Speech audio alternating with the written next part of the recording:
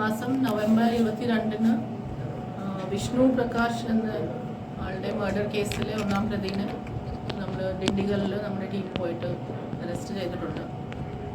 ഈ ഓട്ടോ ജയൻ എന്നാണ് പേര്. അവന് 46ഓളം കേസുണ്ട്.